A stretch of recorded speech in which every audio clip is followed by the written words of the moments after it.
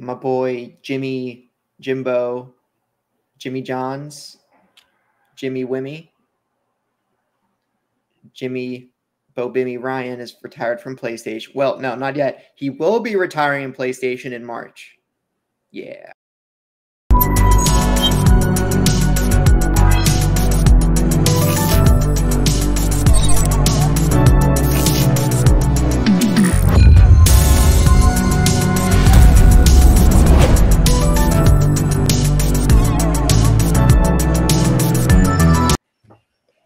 Hello, Internet. Welcome to No Limits, a PlayStation podcast. My name is Taylor. I'm joined by my co-host, Brianna.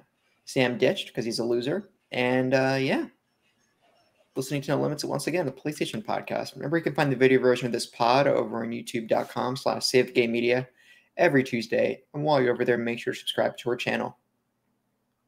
If you'd rather listen to audio, we are on all your favorite podcast services. We would love it if you could leave us a review, and we would love any feedback. If you want to support us and get early access to all Save the Game Media content, head over to patreon.com/SaveTheGameMedia and choose the tier that's right for you. Just like our current patrons did: Bucky Blue, Amon, Fabulous Brianna, Brianna's mom, Brianna's brother, Brianna's wife, Nikolai, Knight, Cypher, Primus, Brenton Myers, Marcus O'Neill, Lillian, Mimi J, The Snack Network, David Hotright, Dave Harp, the Xbox Expansion Pass, Alpaca Tom, and Lee Navarre, the fearless leader of Phoenix Overdrive Extra Life team. You can also interact with us in the Discord and Twitter at Save Game Media. Links to Discord and all our socials are in the show notes. And also, in now how many weeks? Literally a month. No, that's a lie. 5 weeks from now, I will be in Rome, New York with Kevin Ainsworth. And it's 30 days. Well, 34 days? Okay, Bree, whatever.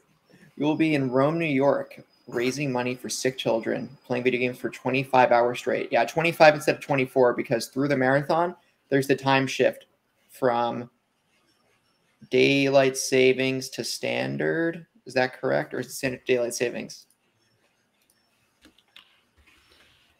Let's see.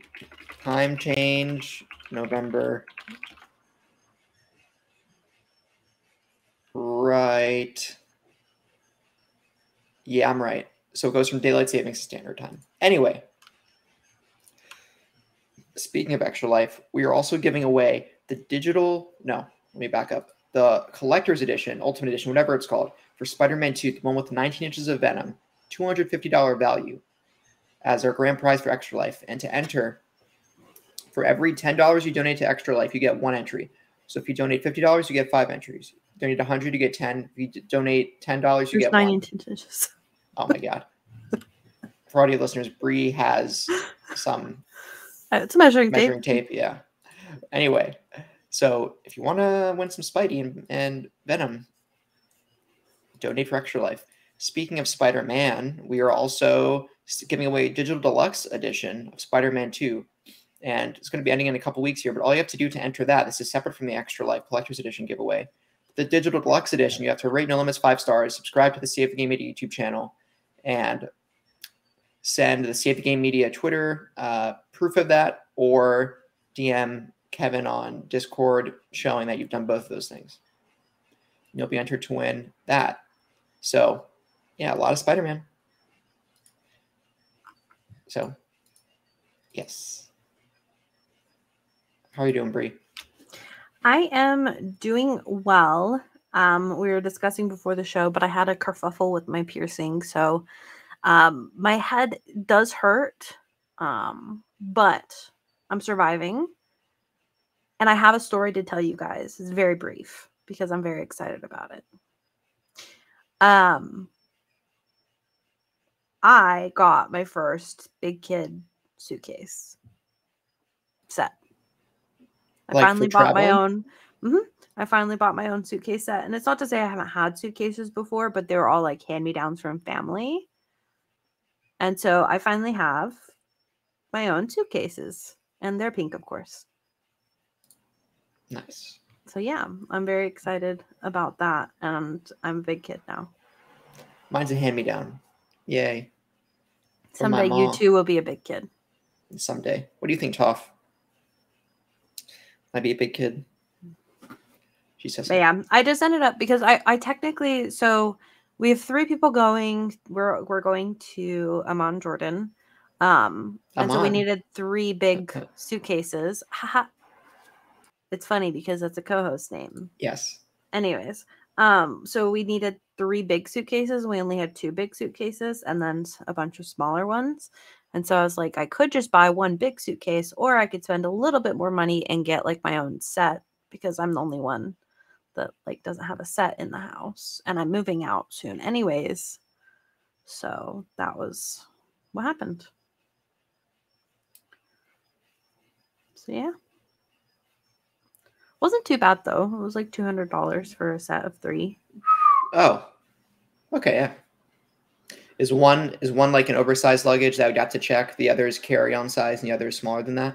2 of them are so it's I don't know where the cutoff is for like carry-on versus not, because like number wise, I think one of them is I think I have a 20-inch, 24-inch, and 28-inch. So if I want to go off memory, I think it's 2214 by 9 is the carry-on size limit. Okay, yeah. So like with height. But cool. I don't actually know. Do you have like are they the ones with like combinations on the sides? And they do have the combinations. Mm-hmm. Yeah. Bougie. Yeah, all 3 of the suitcases in the set do. So yeah, I did that. I made sure that like the combinations worked yesterday when I got it in the mail and all that fun stuff. So awesome. Yeah, what have you been up to? How are you? I'm okay. Dealing with minor health issues, so that's fun. Which I won't get into here. Let's see. What did I do over this past week? I did something that I'm not going to talk about because I don't want to talk about that in a public podcast. Isn't that right? Isn't that right, Toph? But I've been playing. I guess I'll transition to what I'm playing. I've been playing a lot of Spooderman 2018. I never played the DLC up to this point, so I've been running through that. A City That Never Sleeps DLC package, which includes The Heist, Turf Wars, and Silver Lining, 3 different episodes. I 100%ed now The Heist and Turf Wars. Turf Wars was a lot better than The Heist, let me tell you. And I think Silver Lining right now is shaping up to be the best. I'm in the middle of it right now. So pretty good. Pretty good DLCs in prep for Spider-Man 2, of course. That releases in, what is it, less than 3 weeks? 19 days. It releases in an amount of time. Yeah. Right, Toph? Toph's very excited. Yes. Yeah, she's very hyped. So I've been playing that. I'm dying. I'm okay. After Spider-Man 2018, so I kind of have this gap between probably end of this week and Spider-Man 2 releases. So in that amount of time, I am considering playing A Plague Tale: Innocence for the first time. Yeah, let's look up how long to beat Plague Tale: Innocence at a Taylor. Toph, don't touch the microphone. How long to beat? I have to talk about that too because Lies of P. I've been playing it, right? Yeah. I Googled it because I was like, oh, how long to beat? Because I was like trying to figure out how long, like how much time I have left in the game. Yeah. Because I don't want to see like how many bosses there are. Anyways, doesn't matter. How it's supposed to be 26 hours to beat the whole game. You're like 28. I'm 37 hours. It's okay. Last of Us 2, I was like 40 hours in before I beat it. People said it was 25. But so, according to the internet, Plague Tale: Innocence is 12-ish hours. So for Taylor time, it's probably like 15, 16. So you think you could do it? Maybe. If I have doubts, I think I'll just switch to a Mario game I haven't played because that's easy to pick up and play. Whereas, because I'll be taking a break to play Spider-Man 2. And I'd really rather not try to pick back up a narrative-driven game. Yeah. And it also might be better to wait until you can play Innocence and Requiem back-to-back. Okay. I don't know. I haven't played them. I don't know if it would be a better experience to play them back-to-back or not. So As long as I think they're relatively, as long as not too much time passes to where I forget Story Beats of Innocence going to Requiem.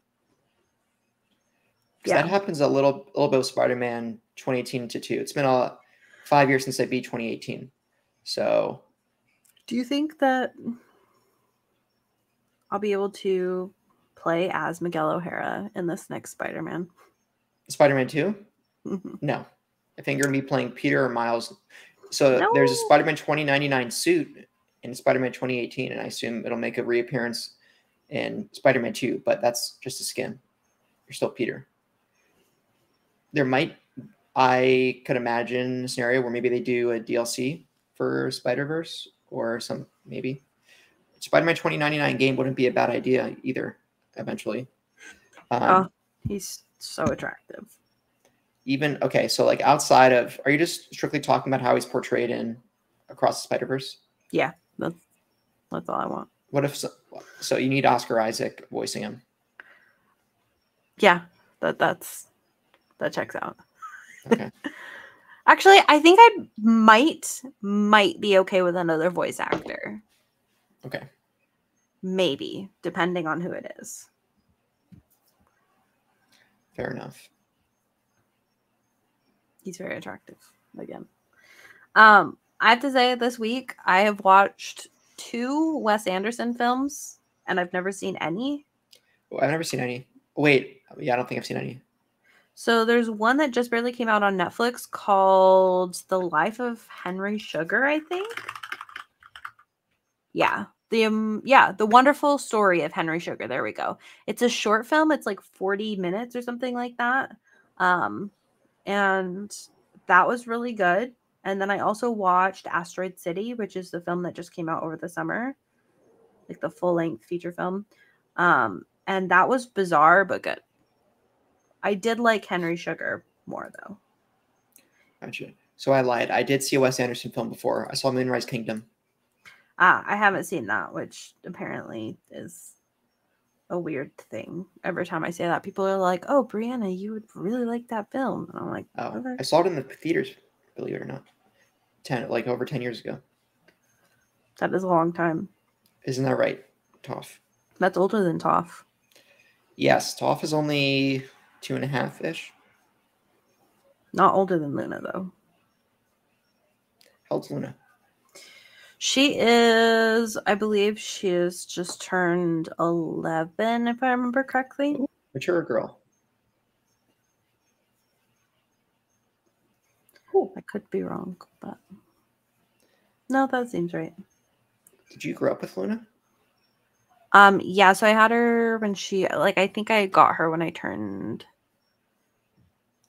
it was like right before I turned 16. Mm-hmm.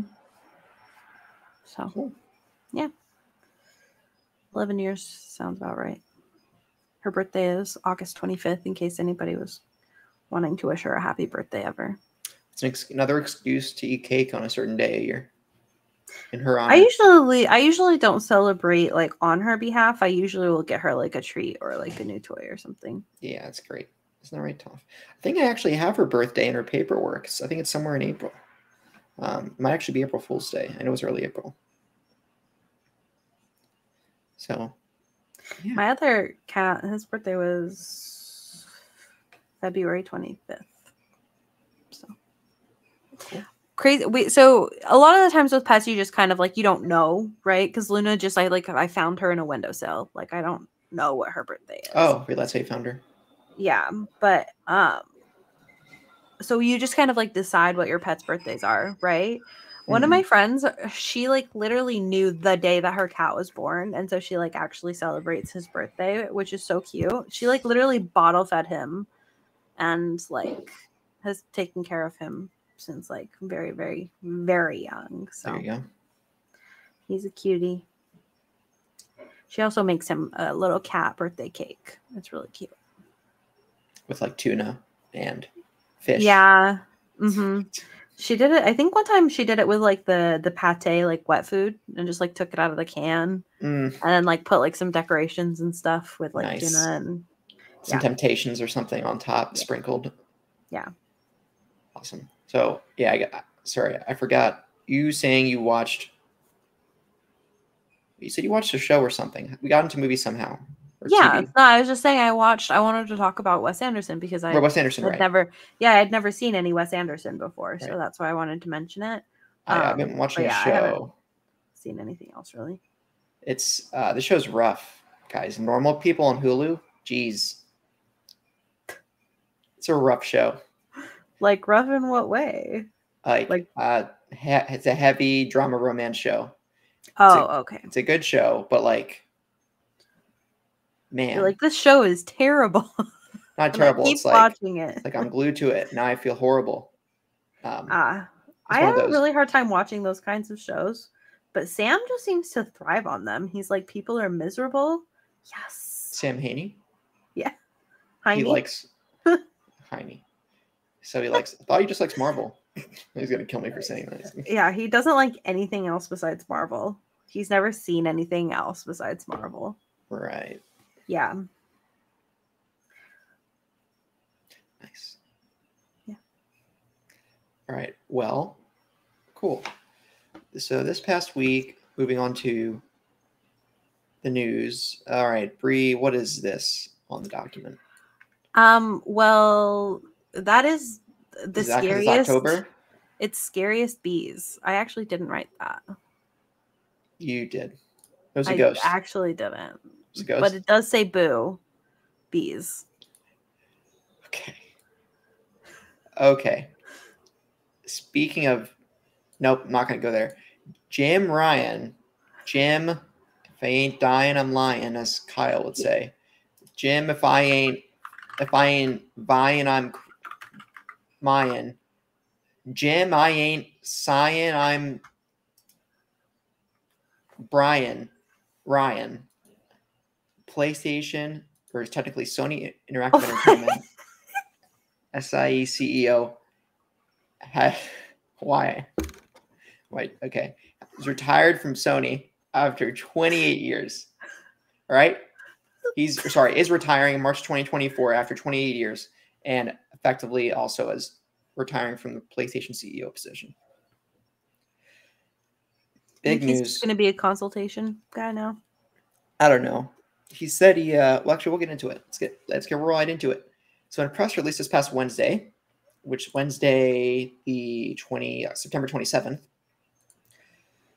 Sony announced that Jim Ryan will retire, right, in March 2024, and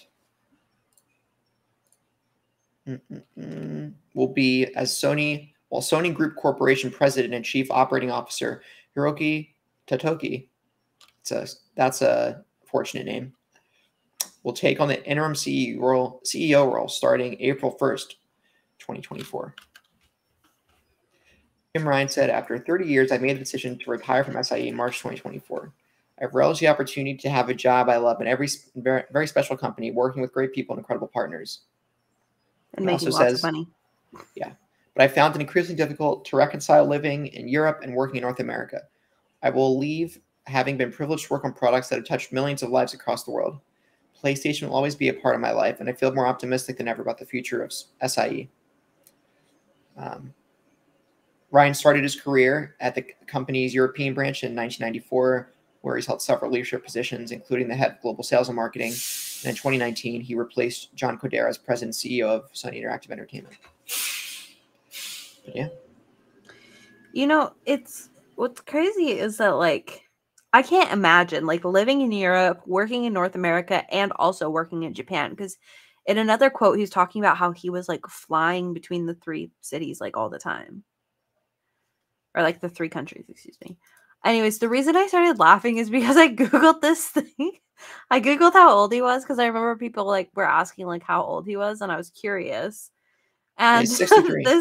this random website... Sorry, hold on. I'm going to keep it together. As of 2023, Jim Ryan is 63 years old, making him around 53 years old in 2021. That's so true. In a lot of executive positions, you get the big bucks, but you're working travel, let's say travel included, you're working probably 70, 80-hour weeks. And at that age, That was so funny. It was like not that funny, but it was really funny. So what happens to U.S. You see before and afters for U.S. presidents, beginning term, end of term. Oh yeah, it's crazy. Like 4 to 8 years, but they've aged 10 to 20, if not more. Yeah. Unless you're Joe Biden and you're always 1,000 years old. Yeah, it's true. Anyway, I can verify. So, Bree, what are your thoughts on Jimmy B, Jimmy Okay, JR? so what's retiring? crazy, and nobody's going to believe me, which is fine, which is totally fine. I was going to ask last week, and I'm not messing with you, last week, do you think Jim Ryan will ever step down? Well, of course, everyone has to retire. I know, but I was just like, I was going to ask that literally last week, and if I had, then when this news came out, it would have been real spoopy. All right. Sure, Bree. I bet in hindsight, that's what you were going to say. Sure. Yeah. No, like I said, I don't think anybody will believe me, but it is true, and so it did freak me out. I was like, wait, what? When this did come out. But other than that, I do think that it's probably time. I'm interested to see who takes his place. We've had a lot of discussion in our Discord, like who we think might take his place. And I think it's going to be not a fully unknown entity, but like at least a somewhat unknown entity. That's probably going to step in. So, or at least nobody that we would know. Yeah, so his official replacement should be coming in April 1st. Oh, wait, no. Back up. I think... No, the interim CEO role... before that. Yeah, but the interim CEO role is being taken up on April 1st by Hiroki Titoki. Yeah. And maybe I'll just take this next one because it's directly relevant. Speaking of Hiroki Titoki, Jim Ryan's interim replacement. So Hiroki is COO or Chief Operating Officer of the entire Sony corporation. And he's the second highest ranking executive in the company after the chairman and CEO, Kenichiro Yoshida. Whereas Jim Ryan was in charge of overseeing everything under the Sony Interactive Entertainment, basically the PlayStation umbrella. Titoki is part of the management structure overseeing all of the Sony Group's various endeavors. And I say he's usually the most profitable piece of the pie. But he's taking on that capacity in addition to his COO work. So I don't know how my boy Hiroki is going to survive as interim CEO. Well, can we also be real? How much do CEOs do on a day-to-day basis? Right. Okay. Well, I will admit, I think the travel will do a number on him. Like it doesn't, even if you do nothing as a CEO, let's say, traveling from time zone to time zone every week, you're just going to get run down. Yeah. Out of a suitcase. Run down in first class. I'm just saying, Bree, frequent travel is not good for I know. People. But you're right. Yeah. It's a very privileged grind. I'm not going to call it a grind. It's a very privileged circumstance either way. But I can imagine this guy already goes everywhere being COO because, like, once you're a C-suite, you're paid to basically travel for work. And that's what you do. And you're just going to travel more for work. And it's like, I don't know how it would survive. Like, in my company where I work, there's some executives that or senior leadership, and they're just, you get a glimpse into what their day-to-day is like, at least from an engineering perspective, and how many like emergent issues they need to deal with. And it's like, I don't understand how they can function with this much stress on their shoulders. But Sony is not manufacturing. So anyway, but yeah, this is happening. It's happening. And Hiroki Titoki is going to be the interim replacement. Who would you actually, do we even have this as a listener question? Because if we do, I might as well bring it in now. So there are 3 listener questions, and I think that they're all relating to this story. The one of them from Kevin, I think we can wait till the end because it's a little bit more fun. Okay. Actually, the first and third one I think will be okay, but specifically Kyle's, I think we should cover after we talk about this. But we did not get an official request to guess like who is going to come in next. I do know that there were a couple of names being thrown around in the Discord.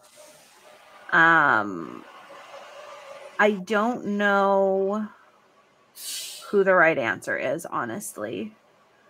I do love Shuhei Yoshida, but I just don't think that like this one, I don't know if this is a role that he would even want, because he seems to have stepped down, right? Because he wants to have like a more personalized touch with making games versus like a corporate touch, right? That seems to at least be like what he's trying to do. So I don't think Shuhei Yoshida is going to, regardless of whether he could or couldn't do the job. I just don't think that it's going to happen. But I do love Shuhei Yoshida, to be very clear. Other than that, I don't really know any big Sony names that haven't already stepped down, like, or stepped out of the company, like Sean Layden. That might have been a good answer, but he's not with Sony anymore. So, like, do you think that they hire him from outside of Sony and they bring him back in? I don't know. Maybe. I've heard that thrown around too. I really don't know. I don't know. I don't think you're going to get a CEO like Phil Spencer, where he's actually a person who plays games, and who's an executive. I think you're going to get a businessman. So it'll probably be like someone we never heard of. Probably. Anyways, I think that we just don't know. So we'll see what happens, because I feel like this is going to be a weird transition period. But I guess we'll see. Right. So we want to go over Kyle's question, right? I think so. Yeah, I think this would be a good time. Right. Want to read it? Yes, I just had it. Okay. It's on the doc too. Oh, I didn't know that. I've got it here. It's fine. Okay. What do you think of Jim Ryan? What do you think Jim Ryan's legacy will be? To me, his L's stick out more than anything else compared to those that came before him, aka, quote, "We believe in generations not knowing how to hold a controller has failed in non-genuine arguments against the ABK deal, etc." What, I mean, I think it's different. Like, what do I think of him personally versus, like, what do we think his legacy is going to be? I think that during his reign, Sony has been fairly strong. And I think that I don't know how much is going to be remembered about him. I think the ABK thing will come up. I think that's going to be part of it for sure, because that whole, like, all of his arguments during the ABK stuff was just not it. But other than that, I think that he's going to probably be seen as, like, fairly successful CEO. I think that, like, Sony has been pretty strong, whether it was by his doing or not. So yeah, those are my feelings on it. What do you think? I think it's important to separate Jim Ryan's legacy as Jim Ryan's corporate legacy and Jim Ryan's public-facing legacy. Jim Ryan's corporate legacy, I think, remains strong. Under his tenure at Sony, like you said, whether it was his doing or the pieces that were set up before he got there, the company is still off the charts successful in the console market. And that's undeniable. When it comes to Jim Ryan as a figurehead, it's a miss. Yeah. Jim does not play games. He didn't make a really strong effort to even seem like he enjoyed games. There was the debacle with his email talking about dogs and cats while also saying not to talk about abortion in the office. Remember that one, Bree? Yeah, I don't remember that, but that's fine. Jim is not... He doesn't seem like he's very nice, to be honest, but... He's kind of comes off to me as a bit of a cold person. And there's a disconnect between him and, I'll call it, enthusiasts, whereas, for example, Phil Spencer over at Xbox really is enthusiastic about games. And he, like, posts screenshots of what he's playing. Like, during the FTC trial, he's like, look at this game at his speed and stuff like that. Like, what? Like, what CEO does that? Nintendo similarly is businessman behind the screen. Like, at Nintendo, the last company president that was really with it in games was Iwata, before he unfortunately passed away. And the Switch was really a swan song in development. But the point I'm trying to... Yeah, but I think that they're like, they also seem like they're, I don't know, Jim Ryan does seem like he's not very nice. I don't know how else to That's put what it. I'm not disagreeing with you. But yeah, anyways, go ahead. Sorry. Yeah. So, long story short, PR Jim Ryan, thumbs down. Corporate Jim Ryan, from the standpoint of other executives and company performance to the shareholders, thumbs up.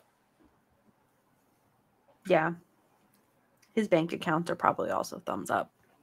Oh, Jim, I guarantee you Jim Ryan could have retired at least 10 years ago, but he hadn't. He had enough money. Yeah.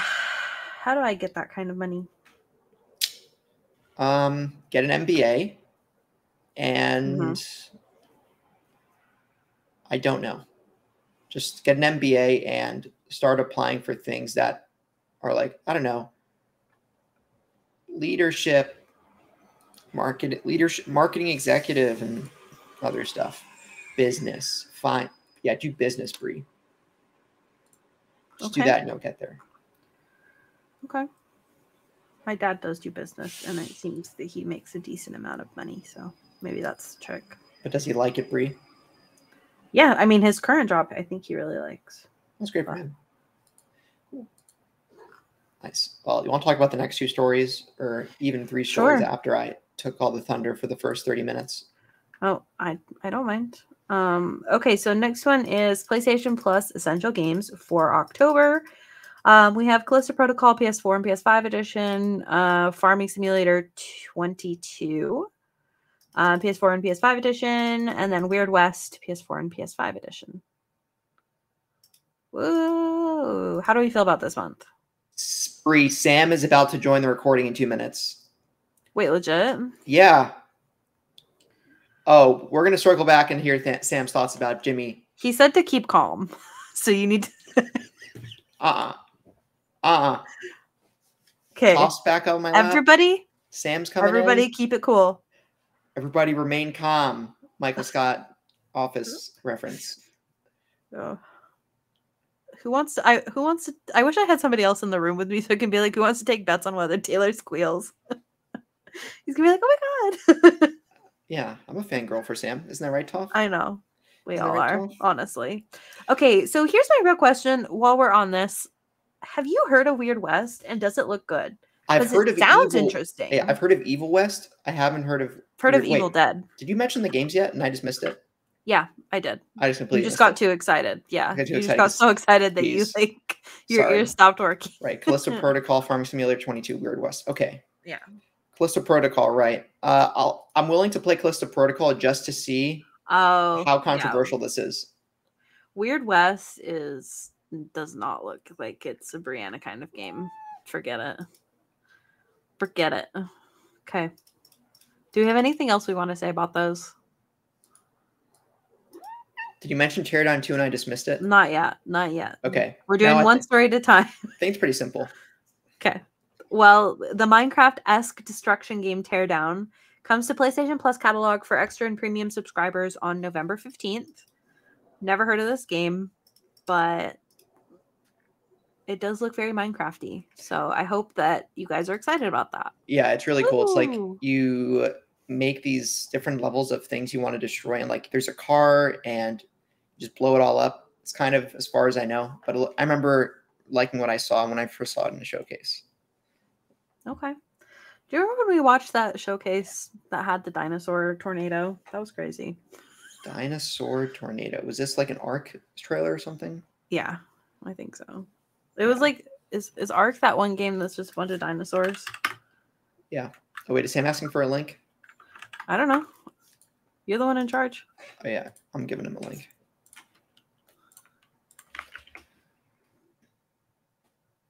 Yeah. Cool. Okay. Moving on. Oh, yeah. We have some spicy Knights of the Old Republic stuff. So for people who don't know, Sony was in charge of funding Star Wars Knights of the Old Republic remake of the beloved RPG game from 15 to 20 years ago. And Aspire has been previously said to be working on it. And Sony apparently made a trailer or hid a new trailer for the KOTOR remake.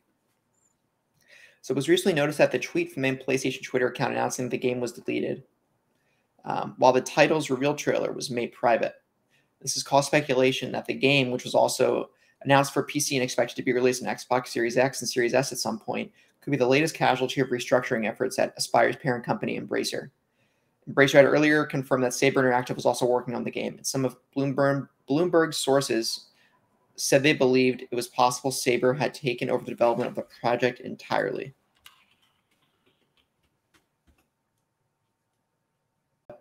Any investment there, Bree? Well, first of all, I don't like Embracer, but that's not part of the story. I just heard Embracer and I was like, ew. I have no skin in the game for like Knights of the Old Republic at all, or Star Wars at all. I don't really like Star Wars. But it does seem weird that like they hid a trailer. This is just, it's kind of a weird story. Like, it's just a weird situation.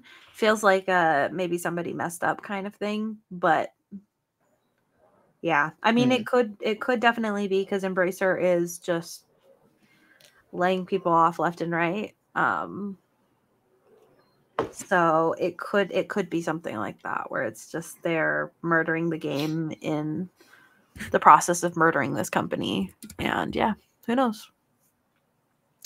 Embracer is crazy. We'll say that. What about you? How do you feel about this? I feel like you probably have a little bit more skin in the game with Star Wars. I'm just a little bit more than you do.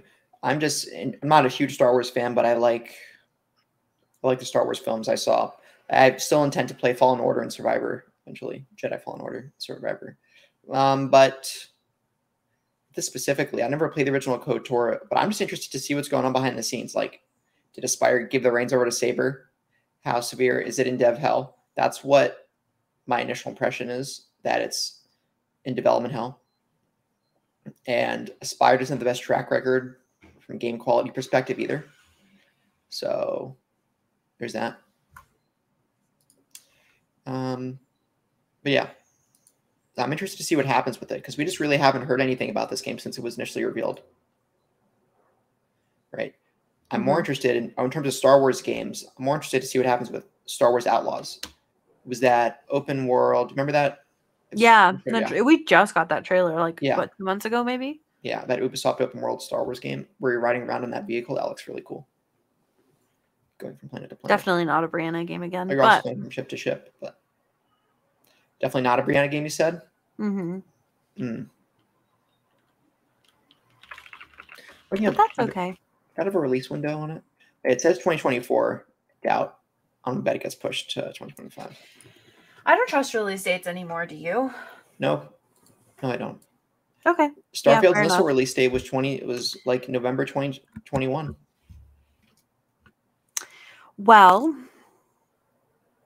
dang. I forgot about that. I feel like I just don't trust release dates anymore for the most part. And I don't know. Yeah. Just we'll see it when we see it, if we see it. And if not, it can rest in peace with Scalebound. Wow. Okay. But yeah. I really wanted to play Scalebound so badly. So that's... I like dragons. Dragons are cool. Sweet. All right, want to take the next one? Sure. Okay. Wow. This is a chunk. Wait. Trust me, I was waiting. I heard it too. Hi, Sam. Hello. Surprise. Wow. We started late too. I was going to be here this week, huh? Yeah. Rascal, you. I wasn't going to be. but my hospital appointment ended early. The roads were clear on the way back, and I managed to resolve whatever issues my laptop were having. So the sun is shining on me today, although it's incredibly overcast outside. So yeah, you're in Britain. True that. Yeah, awesome. What if he's not and he's been lying to us this whole time? So Sam, what do you I actually live in Vancouver. No, you don't. Have you seen me in Vancouver at the same time? Yes. I just didn't want to. Just wanted to tell you I saw you there. Yeah. Anyway, Oh my God. I have an idea, Bree. What if we do a rapid fire? Hear Sam's thoughts on the stories and what he's been playing. Get him caught up. Christ. Okay, go ahead. This is an interview, so you got a rapid fire. Okay. Go, Taylor. Go. Okay. Sam, what have you been playing? I have been playing a little more of Chants of Sonar and Redacted. I cannot talk about it. Chants of Sonar, cannot talk about it. All right. Yeah. Of course, you can't talk about it. What are your thoughts on No, I can't talk about. I can talk about Chants of Sonar. I can't talk about the thing I can't talk about.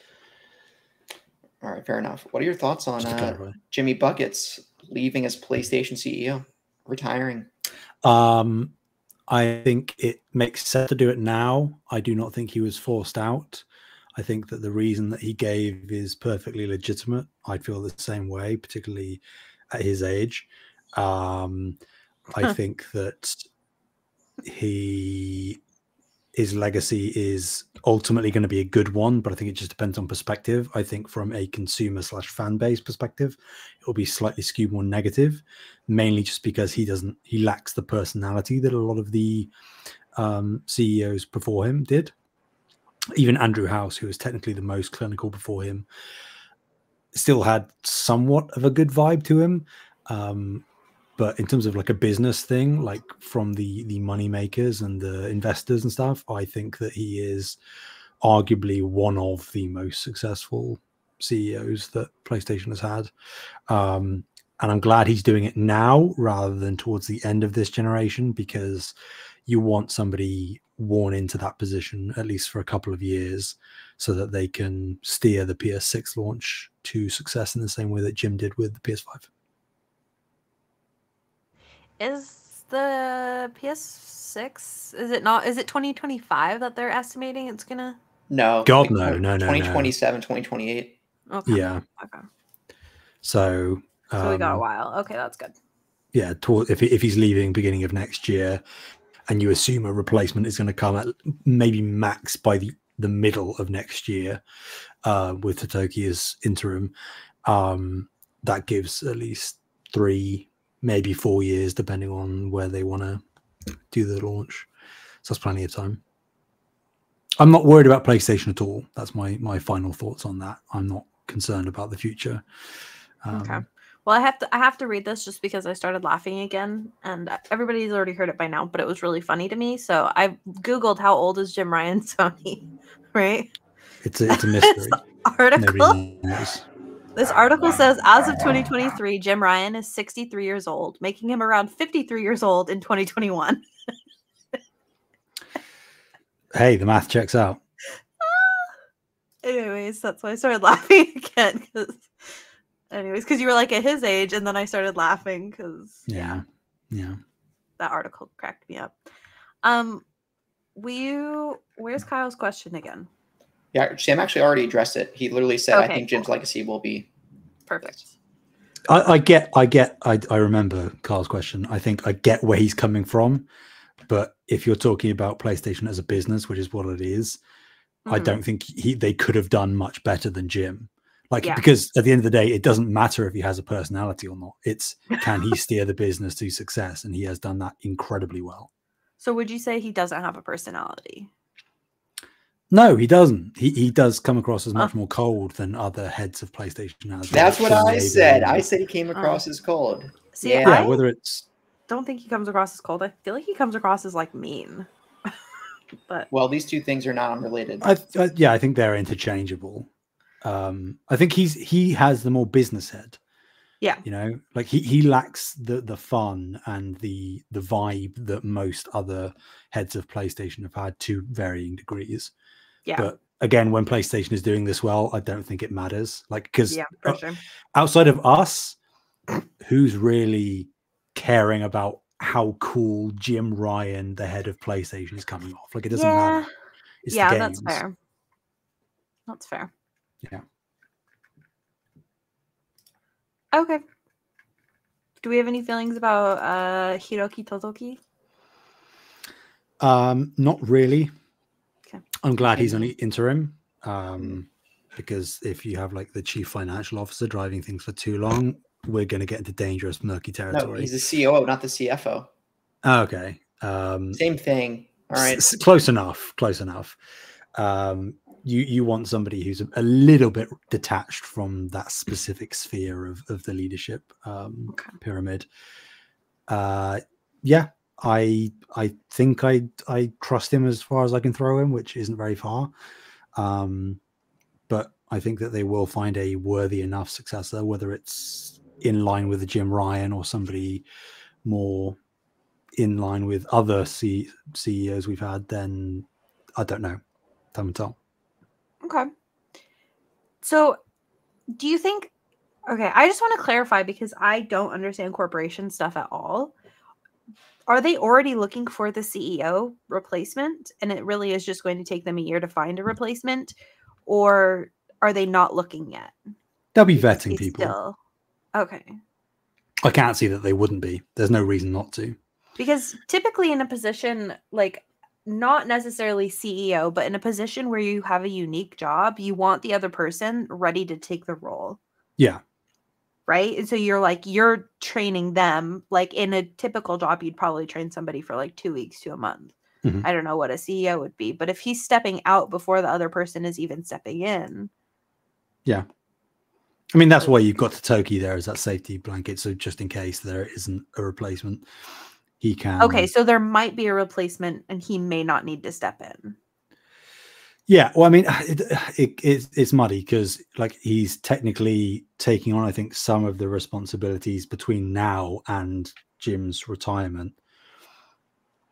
Like I think Jim is like having a winding down process. Okay. So like I don't know, I'm not super well versed in this stuff either, but they'll be I mean, think of Succession. Like they're vetting people ready for, and if they can get it in time, then great. But it's not doom and gloom if it isn't. Okay, that makes sense. I'll have to ask my dad because my dad is a business person, so he probably will understand more. So I'll ask and I'll report back. But okay. We were waiting on the other 2 questions, 3 questions, whatever this is, until later. So just to catch you up on that. Okay. How do you feel about the PlayStation Plus Essential games? That's Callisto Protocol, Farming Simulator 2022, or 2022 technically, but 22, and Weird West. Well, I mean, I've already played Farming Simulator because I worked on it for IGN. Get the platinum. No. Why not? You know, I'll do many things, but that was a step too far. Very grindy, and like grindy in a bad way. That I was like, it's not an enjoyable game to me. And not saying that other games I've platinumed are enjoyable, but it's a whole thing. I played Callisto. I'm technically the highest on it here. I think I don't think it's great, but I think it's good. That being said, terrible. I think it's a weak month overall. I'll be interested to see what the catalog itself looks like for this month. Yep. Well, you get Teardown coming onto it. Please be excited.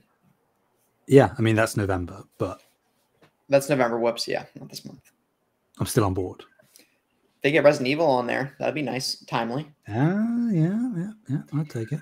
Hopefully they do get some spooky games because actually, I won't even be here to play spooky games. I'll have to download some onto my Switch. Resident Evil Revelation Switch port, you could do that. No. Because there's only 3DS game. No. What? I don't think I would do that. You don't like Resident Evil? I do like Resident Evil. I don't think I'd play it on a Switch.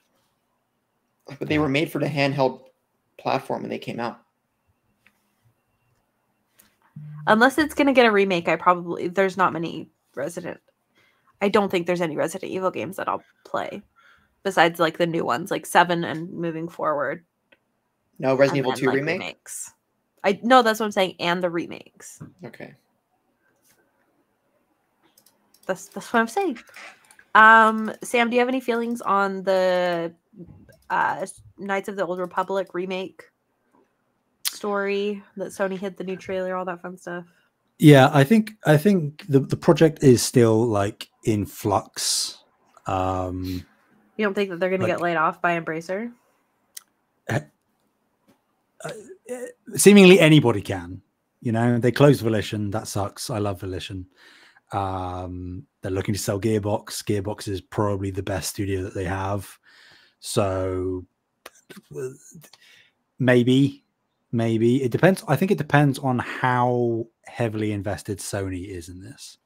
Okay, fair enough. Like if Sony really want this to come to fruition, I think they'll make it happen one way or another. Yeah, just like a good old manifesting. Yeah, that's all it takes, right? It's not the hard work of hundreds of employees who deserve to be paid fairly. Yeah, just manifesting. But I think I haven't looked into this because I've been busy. Surprise. But I think I read somewhere. I don't think it's noted here in the notes.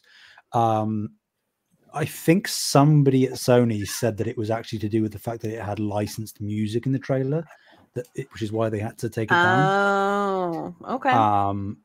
Interesting. How true that is, I don't know. I'm just pointing. I would say that too. that sounds like somebody. Yeah, that sounds like a lie, but it's also a perfectly valid excuse if it's true. So we'll see if it ever comes out. I hope so, because that will be the way to get me to replay KOTOR. So I don't think there's anything that could get me to play this game. There's not many things that could get you to play most games, to be honest, you know? Wow. Listen, I just don't like Star Wars. Too spacey. Yeah. That's kind of the whole deal. Star Wars Outlaws looks awesome. It does. It does. Sweet. Well, Sam, now that you're back, I think you... Actually, let me back up. I've also been playing the Spider-Man DLC. Before we get into Spider-Man 2 accessibility features, I think, Sam, seems like the end of Turf... Maybe let's call it the third act of Turf Wars into Silver Lining. Or let me back up. Maybe the second or third act of Turf Wars into the Silver Lining is so much better than the heist as part of City That Never Sleeps DLC, Spider-Man. Yeah. Am I off base here, or maybe I'm just a Black Cat hater? No, I think the thing is that heist feels more like singular and isolated, whereas Turf Wars into Silver Lining is kind of like, and I know technically there's links between all three, of course there are, but like the two final sections of the DLC, they feel more not only connected together but also connected to the base game. Right. Heist feels more like a side story, and then technically, again, they're all side stories, but I don't know, maybe it's just like the way it's presented and the cliffhanger that the heists leave you on and how it's picked up and when it's picked up on later down the line. I get you. I think all of them are like okay, but I do prefer some of the sort of character and plot developments that happen in Turf Wars and Silver Linings. So I would agree with you overall. All right. Well, thanks for that. And you said this DLC is directly relevant to the events of Spider-Man 2. So from the trailers, I mean, not that I'm going frame by frame because I don't want to spoil stuff, but when the brief stuff that I've seen in the trailers, it's pretty obvious that things that happen or people you meet or see or whatever in the DLC are also going to be in the sequel. To what extent, I don't know. But yeah, I even if you don't play it, it's probably worth, I mean, I know you're playing it, but to anybody listening, even if you don't play the DLC, it might be worth like looking up a YouTube recap. It's probably what I'm going to do. Just so I'm fully in the zone, you know? Right. In the auto zone. The auto zone. I also plan to reorient myself with Miles before I hit Spider-Man 2, just to swing around there for maybe, I don't know, half hour, get back used to Miles' special abilities, Venom, invisibility, stuff like that. True, yeah. But cool. Speaking of Spider-Man 2, Sam, you of all people, you want to talk about some new accessibility features? Ooh-wee! Do you see the document? You have access to the document? I do. I've got it open. Don't worry. All right. I'm there. I'm professional. Don't worry about this, Taylor. I got this.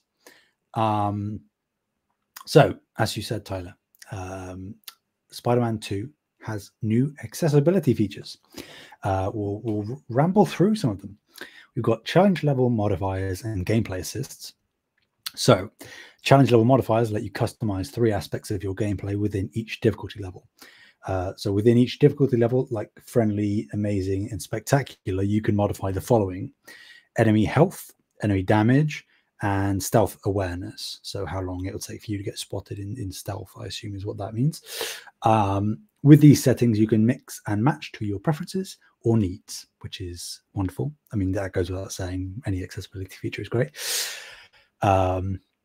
A gameplay assist is something like Chase Assist, which is a feature introduced in Marvel Spider-Man Miles Morales and Spider-Man Remastered, which was in response to players having difficulty completing the story in the original 2018 release.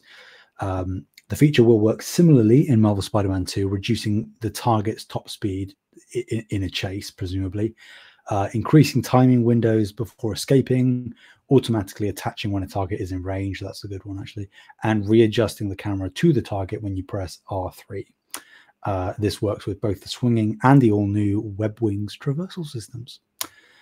And then quick time events, QTE, autocomplete, changing repeated button presses from taps to holds, and web shooter bursts are all returning to reduce motor fatigue. I'll just whittle through the rest of them. Is that, yeah, we good on that?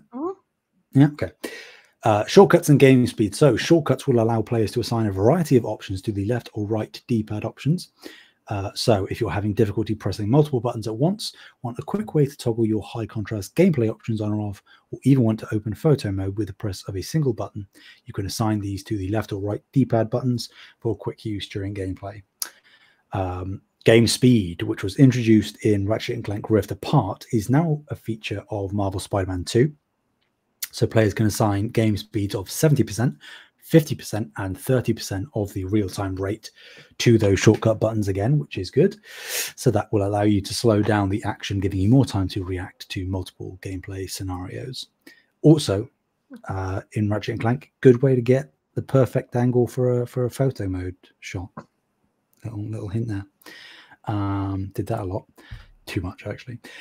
Audio frequency controls. These controls allow players to disable uncomfortable sounds with a high frequency cutoff, like high-pitched ringing, low frequency cutoff, like the bass of an explosion, or a custom setting with the notch frequency filter. There was also some post-launch accessibility inclusions detailed by Insomniac, and those include audio descriptions that will provide visual context and add a narration-style voiceover to cinematics and even QuickTime events. And the screen reader is also going to come post-launch and will read out several things to aid players in navigating on-screen items, such as tutorials, in-game menus, such as the settings menu, the HUD, and touchpad menus. It's also detailed here that the Spider-Man 2 team is also working closely with the PlayStation Access team compatibility. Round of applause to PlayStation Studios, man. You know, I mean, obviously Insomniac specifically, but in the industry at the minute, they are just unrivaled, I think. Like Xbox has the Access controller, which is cool, but in terms of actual in-game accessibility stuff, PlayStation has been consistently killing it for multiple years now. And again, not that any of us particularly need these things detailed, the fact that they're there for people who do, and even just allowing us to experiment and see if there is something that we prefer, that's only a good thing. Like, if anybody complains about this, they're dumb. Yeah. That would be really dumb to complain about accessibility being there. One comment I want to add. I might use the feature that changes QTEs from rapidly press to hold. Sometimes I actually fail the car stopping QTEs for square. And then the car falls on you, and it's like the person's somehow okay, but I don't get the crime token. Well, I'm trying to 100% DLC. All right, I need that token. I feel like specifically like the mobility stuff, like reducing speed and like all of that kind of stuff, I may, if I play this game, which I may not, but I think that would probably be what I mess with, because the chase assist, especially like with the camera readjusting, is probably what would help me get way less motion sick. So that's my, because it does. I mean, in what was it? It was miles when you start out chasing the rhino, right? Yeah. I feel like that was 20. Oh, chasing the rhino. Yeah. Were you fighting Rhino or Kingpin at the beginning of 2018? 2018 was Kingpin at the start. Okay. Yeah, so it must have been Rhino at the start for Miles Morales. Like, because that was a chase through the city and you're zipping and zapping between streets and stuff, and that gets pretty frantic. Even for like me, who for all intents and purposes is a perfectly competent player who doesn't need any of these settings, it is a bit much sometimes. So I can only imagine with all the new gubbins you get to play with in Spider-Man 2, it seems that it's probably going to be even worse. Worse subjectively, Yeah. So, I mean, the thing is like I get pretty motion sick, so that's kind of what I'm looking for. True. So in my old age, I now get motion sick. You know how it is, you guys. You're both old as well. I'm just kidding. Yeah, no one's old here. Yeah, that's true. Young at heart. Right. Okay, should we get to the questions? Yeah. Okay, I like this one. If you were put in charge of PlayStation, what would be your first act as CEO? Bloodborne 2, obviously, right? No.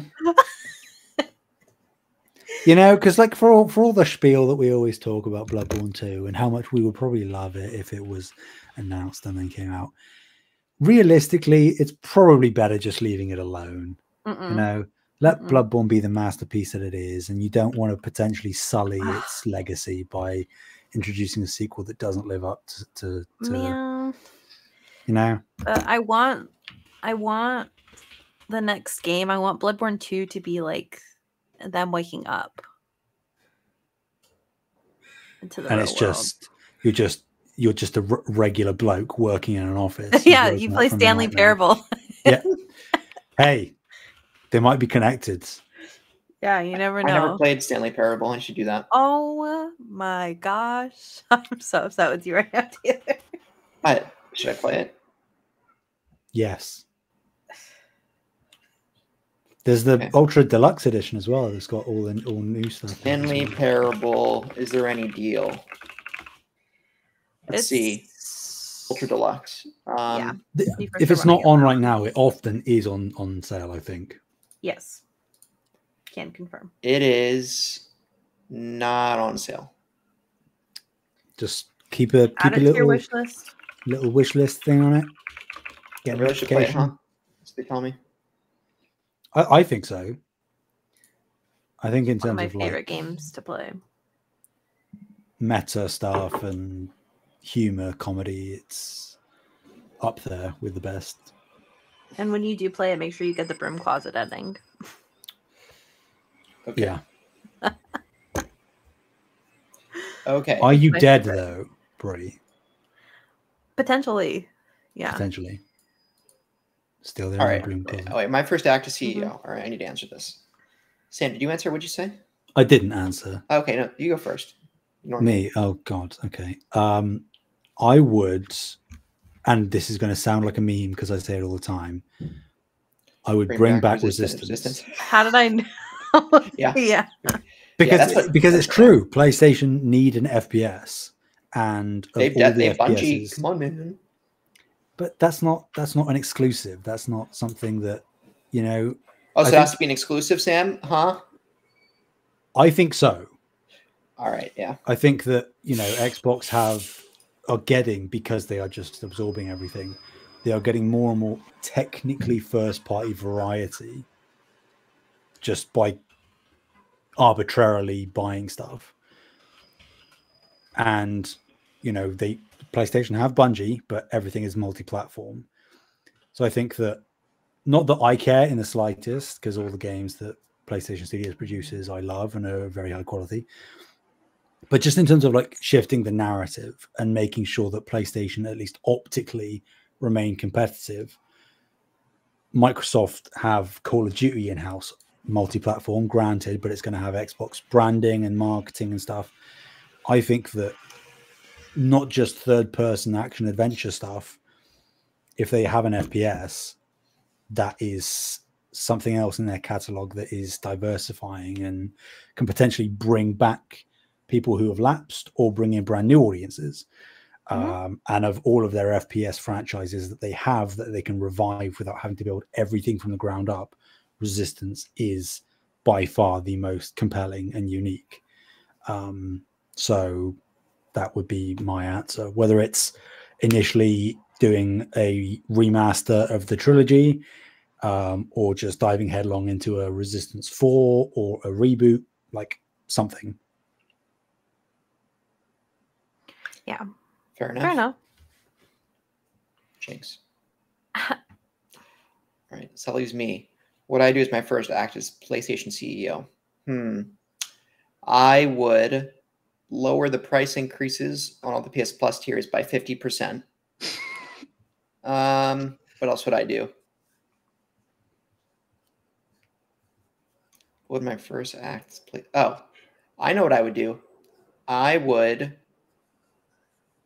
contact the actor who played Kevin Butler on the old PlayStation commercials and see if we can't mend things and bring back all of that fun screwy marketing from the early 2010s and late 2000s.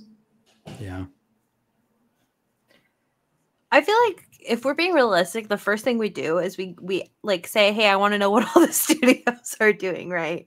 Like, well, if we're realistic, I mean, that's like, inherent, though. You just get that knowledge regardless. Because that's what I want. It's like, I'm like, okay, what's Boo Point up to right now? Let me know. Stuff like that, right? One day we'll find out. I just want the tea.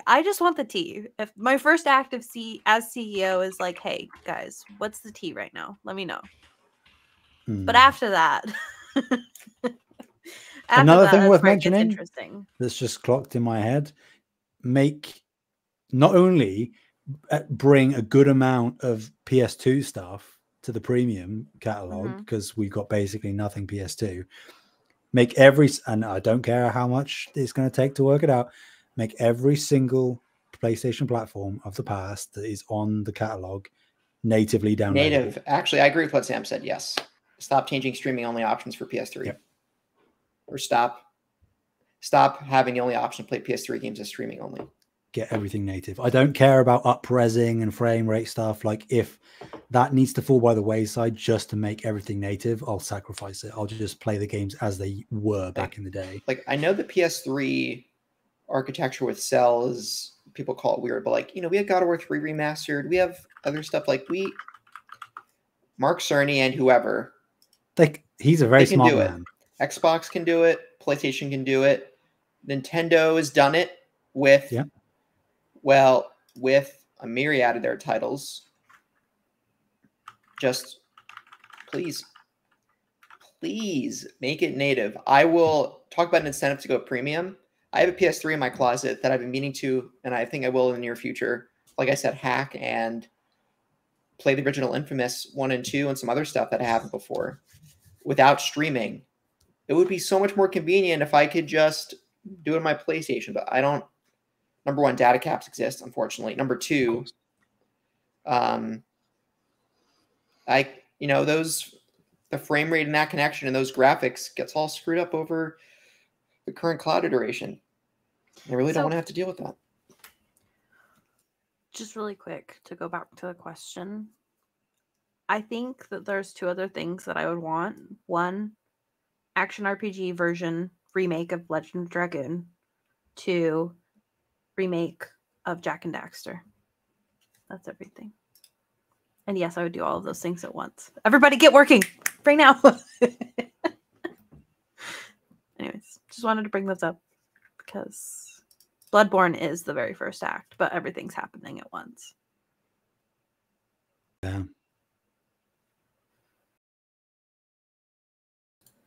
Bluepoint working on any of those? Or Bluepoint's working on Bluepoint's working on Dark Souls 1. No, why do we need a Dark Souls 1 remake? We just got remastered. Because I want one, Taylor. Oh my god. Let them make something of their own, please. No. Please. They have to do Dark Souls and Bloodborne, and then they can make something of their own. Put it this way though. If at a PlayStation showcase in the future it flashes Bluepoint and then I see the Resistance name, I'm like, well, I'm in. You know, that's the only remake I'll allow. Otherwise, I want something new. You like go in as CEO, you're like, what are they working on? Stop everything. Resistance. As soon as possible. Okay.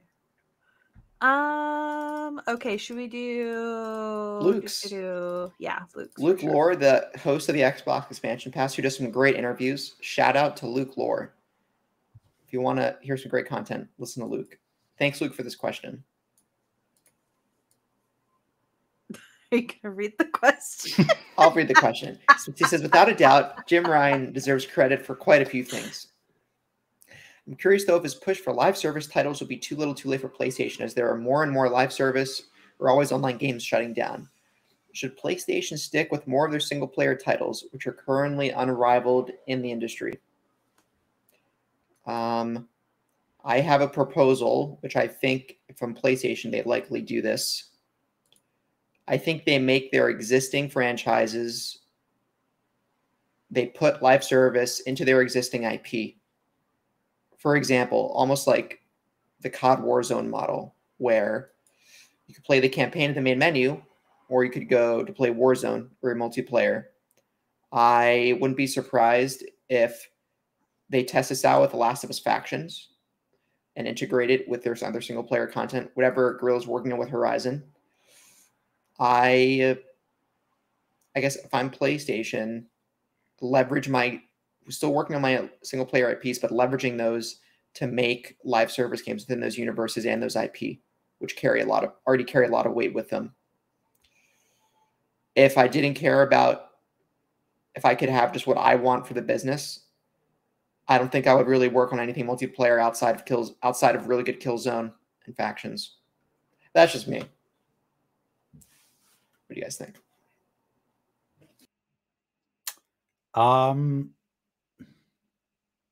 It's a really good, well-worded question. I'm just reading through it again.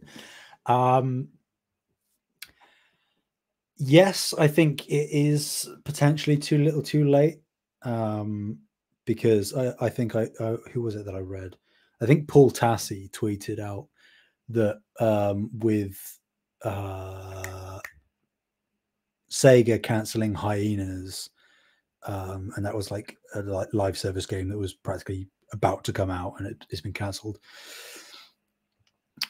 He said that, like, I think we're in real time seeing the live service bubble start to burst. And it does kind of feel like we're at that point now.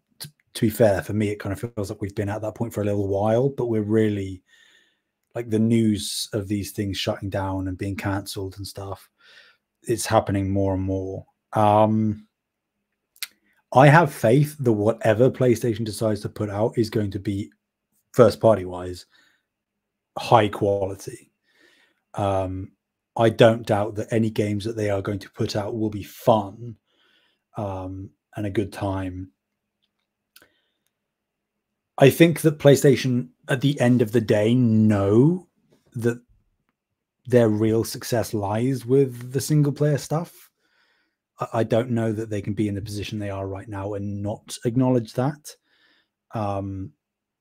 Like, it's so hard to know without knowing the ins and outs of the business. I think that this live service swing is a tangential branch of their overall strategy and isn't it's not what they're fully steering into.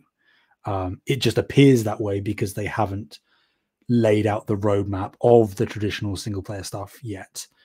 But we know that it's still coming. We know that practically every first party studio is working on some form of single player title, outside of like Haven and which one's doing Concord? Whichever one's doing Concord. And Bungie. Although technically we don't know if Bungie is doing the sort of same. Anyway, most studios are doing a single player thing, maybe in conjunction with the multiplayer thing, but they're still doing a single player thing.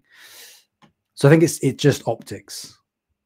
The reality of the situation isn't as doom and gloom. And yes, 60% of their budget going towards live service titles. I'm almost 100% certain that is mainly just because their budget is increasing, because they are seeing unbridled success and it's growing. So they are more willing to invest further money into the division, PlayStation, and therefore the numbers in terms of percentages get skewed a little bit. I don't think that they are taking anything away from the single player stuff to push for this live service. I'm anticipating most of the games that are currently in development will still come out. I don't know that any more beyond this point are going to be greenlit, though, unless someone comes with like a really insanely good idea. I think they'll see how this pans out with this first wave of the live service stuff that they got going on, and it's probably going to crash and burn because most do. So beyond that, I think that they'll reorient back to what they know they're good at. That's my bet. I would say I would definitely agree with that for the most part. I don't think that it's necessarily like, I think that they might be doing too much in terms of live service, but I do think that they still need to push into live service. Like, I think that like it still has to happen. And I'm also wondering if it feels like it's too much because like we've heard all of the, oh, we're working on 10,000 games, like statements, and hearing them all stacked against each other. It's like, this sounds silly, but if they're all like different games, maybe, we don't know. It's hard to know, but,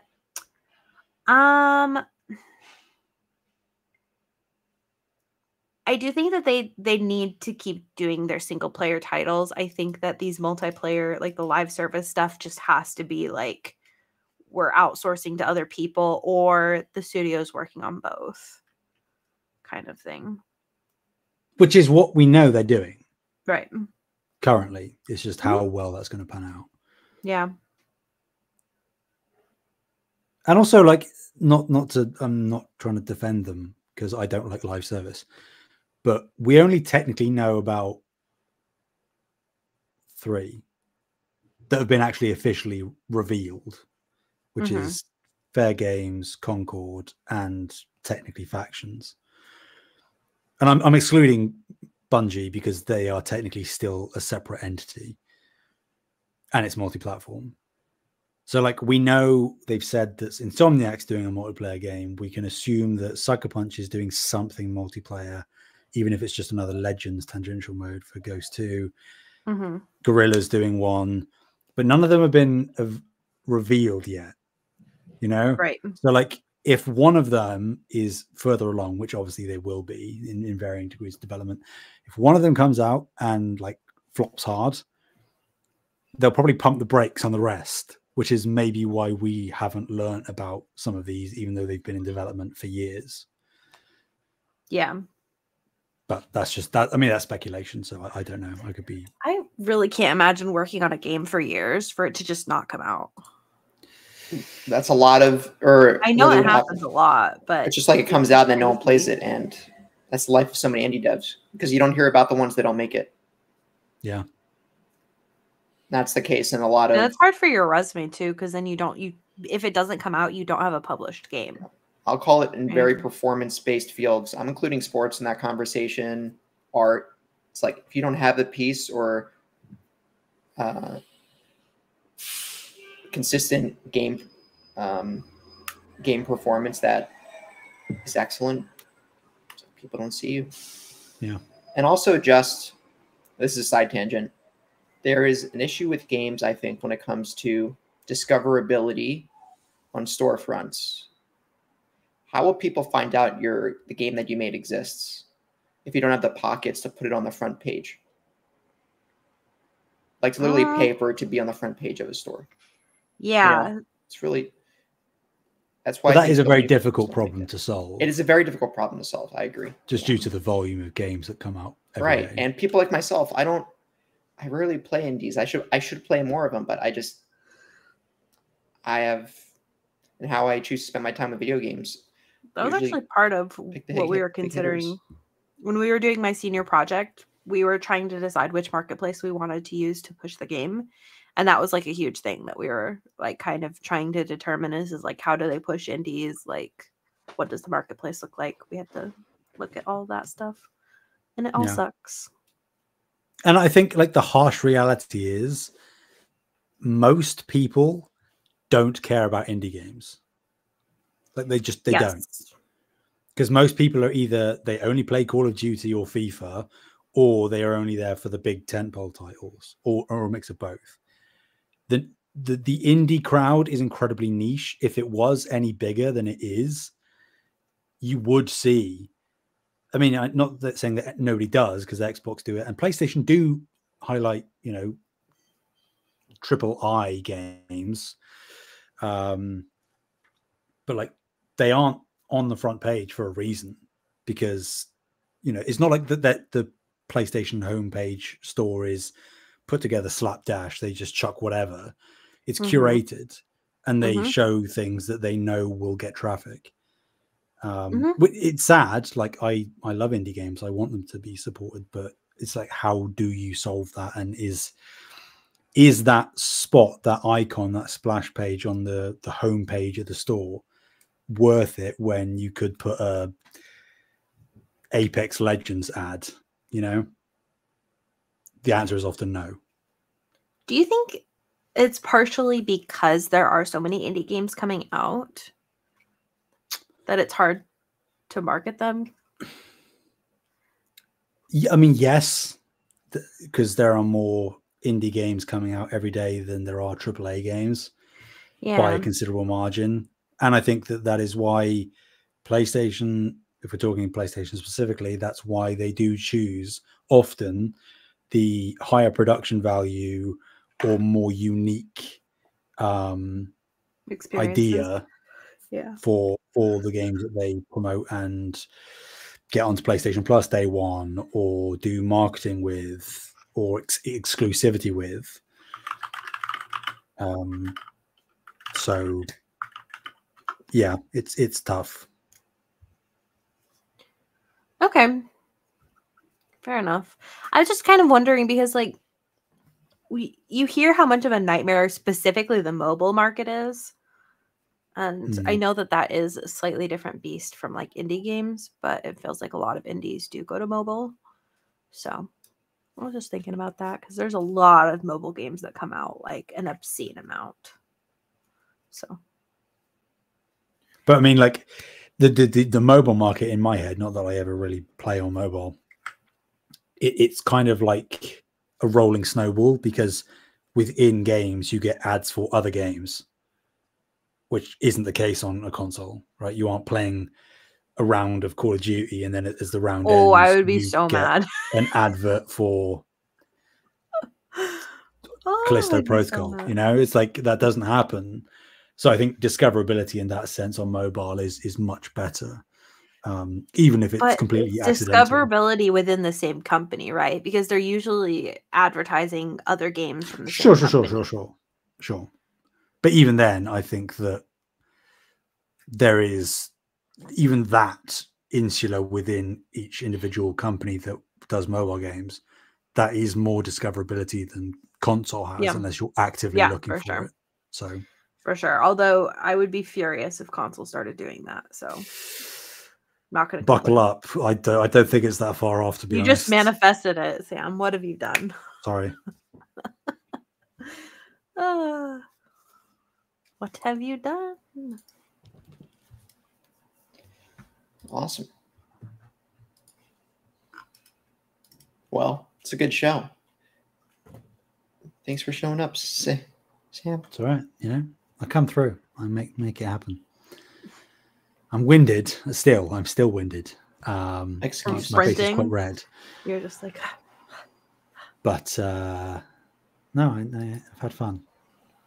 Let's go. Awesome. Well, thanks everyone for listening. Mm-hmm. Remember, you can find us on YouTube at Save the Game Media, Discord at the Discord link will be in the description. I didn't memorize the Discord invite link. Sorry, guys. Twitter at Save Game Media. Where can people, of course, if I didn't mention Patreon yet, I'm going to do it again. Patreon, Save the Game Media. Support us at Extra Life. Links are all in the show notes. Where can people find you, Brianna? You can find me at Fabulous Brianna. That's FABULISTBREANNA. Awesome. What about you, Sam? Anywhere and everywhere at Sam Heaney, HEANEY. Awesome.